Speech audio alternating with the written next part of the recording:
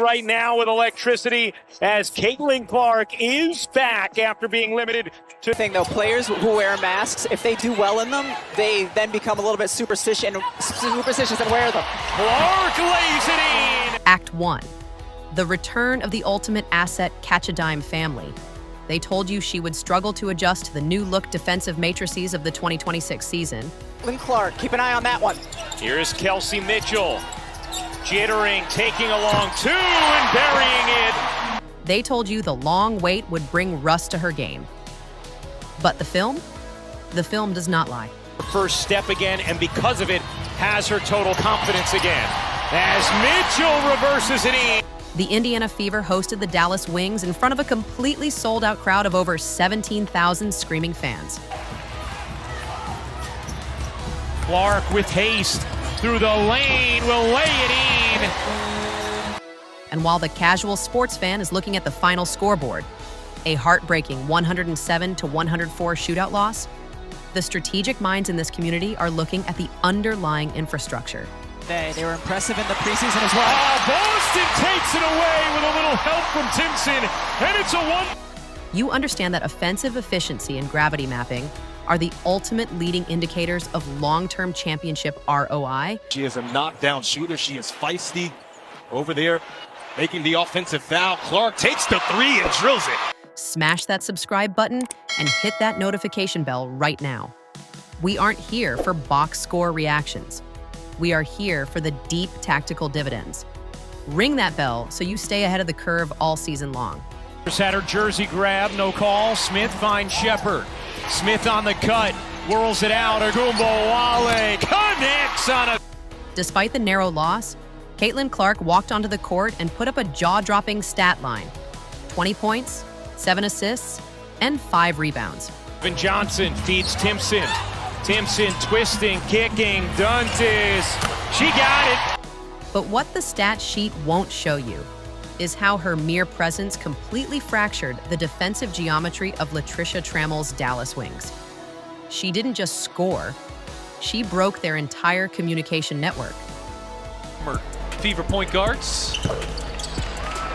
Clark stays perfect from the line where she is 8 of 8. Today we go inside the film room to reveal how Caitlin left Dallas completely broken. Clark driving it all the way down for the easy lay. Act 2, the gravity matrix and panic trapping. Let's look at the tape from the first quarter. Dallas came into this regular season game confident. Other Team USA, but So much respect for each other. Holly enjoys competing with. Nice look, Aaliyah Pound. Having beaten Indiana in a preseason tune-up 95-80. The bank shots. Post to block it, let alone guard. Clark looking back door. Oh, where only Mitchell can get it. In that game, Caitlin dropped a game-high 21 points, and the Wings realized standard drop coverage was an absolute liability against her.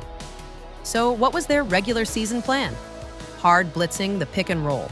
Clark with a steal. Showing off the handle. Back the other way. Caitlin Clark for 2 more. Look at this exact possession at the 6-minute mark. Caitlin calls for a high ball screen from Aaliyah Boston at the logo. Nice lead there. Saturday, 8:30 Eastern on 8. In a standard defensive framework, you hedge and recover. But watch the Dallas backline. 28 to 30 minutes. She's played 12 minutes. The three from the King as Carolyn Peck. Out of sheer panic, they send 2 defenders flying 35 feet away from the basket just to get the ball out of her hands. At TD Garden, WNBA at Connecticut. I think she's in charge of third. When you deploy 2 defenders to stop 1 player at the logo, you are essentially liquidating your defensive depth. You are playing a 3-on-4 disadvantage on the backside. Caitlin, possessing elite spatial awareness, reads the blitz before it even forms. Just looking for the win. To shoot, McDonald. Diana. Watch this crisp, one-handed pocket pass she zips right between the defenders. She triggers a domino effect that leaves the Wings rotating in pure chaos. Good. Thus far today for Caitlin Clark. Lobs it into Boston. Act 3, high-low integration and the 73-point portfolio. This is where the return on investment truly speaks for itself. Because Dallas was entirely consumed by trying to stall Caitlin's perimeter engine, the rest of the Fever's core assets absolutely feasted. Smith tips in, can't get it to go. Hines out on the rebound, and there's a foul before the clock hits 0. Kelsey Mitchell was an absolute flamethrower, putting up a game-high 30 points. Aaliyah Boston anchored the low block with 23 points and 4 rebounds. When your roster features 3 distinct players passing the 20-point milestone in a single game, your offensive system is completely optimized. Look at how Caitlin manipulates the weak side help defender right here. Clark, a deep 3. You bended. Look at how Caitlin manipulates the weak side help defender right here. She looks off the safety valve, forcing the Dallas defender to freeze for a microsecond because they are terrified of her pulling up from the logo. That look-off opens up a perfectly clean passing lane directly into Boston's hands for an easy layout. Before the game, Caitlin explicitly stated to the press, "It's one step of 44 games we're going to play this year, so I'm just trying to keep it all in perspective." That elite mental maturity is exactly why she doesn't force bad looks when the defense sells out to stop her. She maps the floor like an elite hedge fund manager maps market volatility, finding the open value every single time. Act 4. Transition chaos and the clash of the #1 picks. This matchup was historically unique because of the sheer concentration of top-tier draft capital on the floor.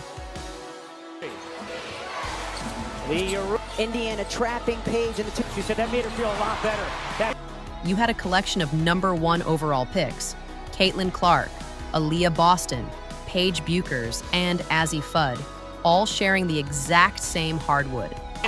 Odyssey Sims, who was essential to Indiana after joining them late last season. Dallas shot an unbelievable 59% from the field and 52% from deep, led by Arik Ogunbowale's 22 points and Paige Buchers' 20 points in a stellar performance.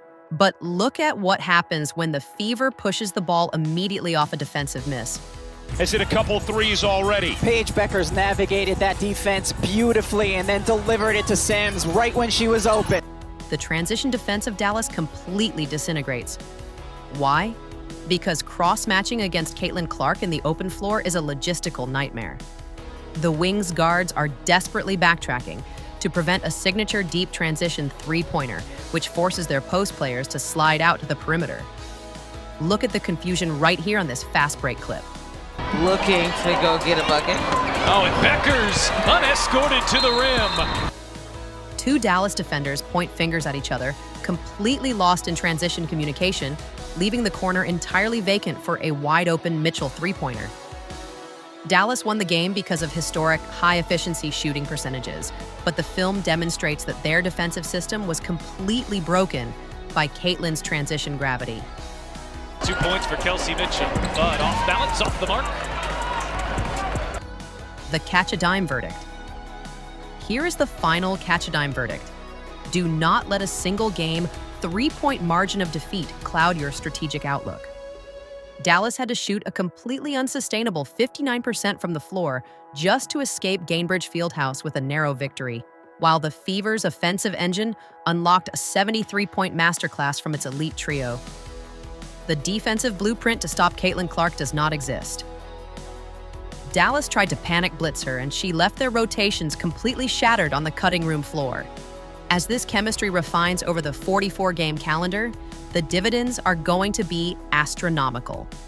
Drop a thumbs up in the comments section below if you think the Fever's offense is a top 3 unit in the league right now. Smash that like button to feed the YouTube algorithm, and ensure you are fully subscribed with that notification bell turned on so you never miss a film study. Catch a dime. Out.